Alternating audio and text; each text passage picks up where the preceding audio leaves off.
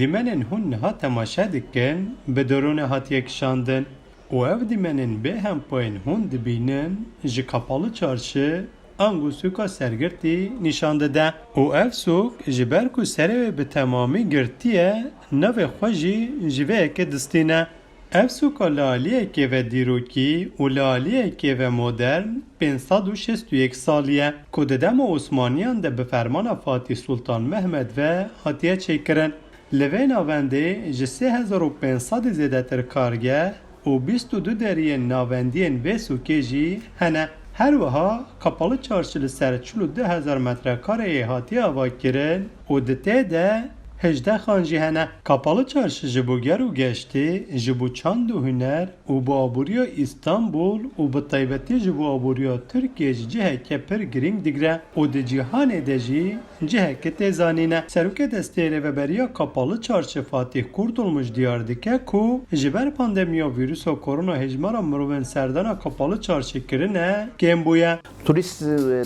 Turizmle ilgili rakamları da birkaç tane vermek isterim. Ez dixwazim li ser hejmara gerokan jî çend tiştan bêjim. Di sala 2021 da 25.5 milyon kes hatin kapalî çarşî. Ji vê hejmarê em difikirin ku 5 milyon kes gerokên biyanîne. Beriya du salan jî bi destpêka pandemiya vîrusa korona 21.5 milyon mirov hatin kapalî çarşî. û di sala 2019 da jî 43 milyon kesan serdana vê navendê kirin û 10 milyon kes gerok bûn. Luana ji gerokeke ji Brezilyayê û ew ji bi hevjînê xwe hatiye İstanbulê wan hem ji bajêr hem ji kapalı çarşiyê pir hez kirine. We came to Turkey on our honeymoon. Mejî vê sûkê pir hez kir û em piştî zewaca xwe hatin Tirkiye. Li vir gelek berhem hene û buhayên wan jî pir erzanin. Herwa gelek berhem hene ku li piraniya heremên din peyda nabin. Her wiha Serok Kurtulmuş balê dikişîne ser rola kapalı çarşıya ser aburiya Tirkiye jî û ew dest nîşan dike ku pareke mezin ya aburiya Tirkiye ser pişta kapalı çarşı dimeşe.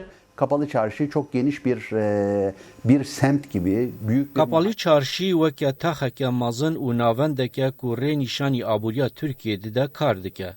Em dikarin bêjin ku kapalı çarşî weke borsayekê kar dike. Li vir rojane bi awayekî klasîk kirîn û firûtin têkirin.